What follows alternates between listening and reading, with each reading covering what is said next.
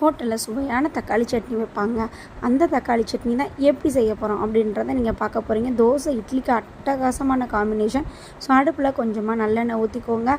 ஒரு 6 சின்ன வெங்காயம் எடுத்துக்கோங்க. பெரிய சைஸ் பெரிய வெங்காயம் ஒன்று எடுத்துக்கோங்க. இதை நல்லா எண்ணெயில் போட்டு நல்லா லோ ஃப்ளேமில் வதக்கினதுக்கப்புறம் ஒரு 4 தக்காளி பழம் எடுத்துக்கோங்க. 4 to 5 தக்காளி பழம் எடுத்துட்டு நல்லா வதக்கி விட்ருங்க.